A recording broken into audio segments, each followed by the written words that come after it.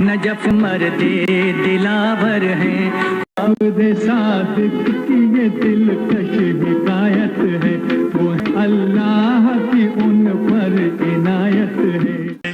کربلا والے، کربلا والے۔ Welcome to music سنے انسنے ون۔ آج کی ویڈیو میں ہم بات کرنے جا رہے ہیں محمد رفیع کی نعتیں، حضرت علی اور اہل بیت کی شان میں کلام کا واقعہ۔ رمضان کے مہینے کی مناسبت سے رفیع صاحب کی نعت رسول اور اہل بیت کی محبت بھری باتیں کریں گے۔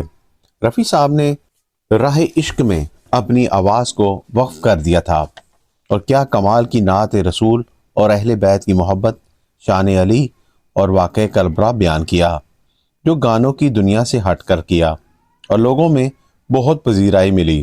حج عمرے کے بعد رفیع صاحب نے جب یہ ٹھان لیا کہ وہ اب گانے کم کر دیں گے اور صرف اللہ نبی کی باتیں شروع کر دیں گے، تو بہت سے لوگوں نے انہیں اس کام سے جلد واپس آ جانے کا مشورہ دیا کہ ان کا عروج طریقی یا طریق آلودہ نہ ہو جائے، مگر رفیع صاحب نے اس کام میں بڑھ چڑھ کر کام کیا، اور پھر رفیع صاحب کی نعتیں پڑھی ہوئی ہر جگہ پر سنائی دینے لگیں اور اہل بیت کے واقعات سنائی دینے لگے، تو سب کی زبان پر رفیع صاحب کا ہی نام ہوا کرتا تھا۔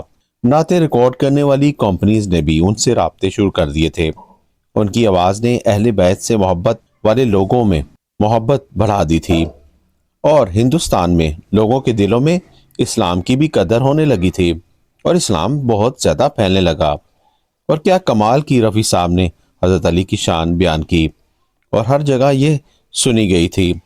محرم میں بھی یہ کلام سنے جانے لگے، اور آواز ہو رفیع صاحب کی تو کیا کمال کیا ہوگا۔ امام جعفر صادق کے لیے بھی کلام پڑھے، جنہیں اہل تشیعت میں بھی بہت پذیرائی ملی۔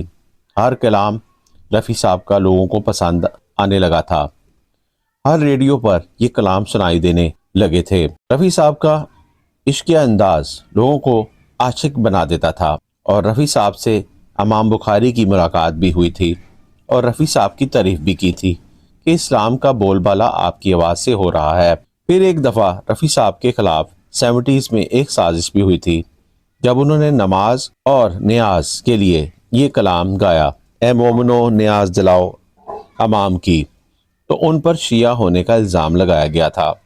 اہل بیت کے بیان سنا کر رفیع صاحب شیعت کو فروغ دے رہے ہیں، یہ کہا جانے لگا۔ ہر جگہ پر ان کے کلام سنے جا رہے تھے۔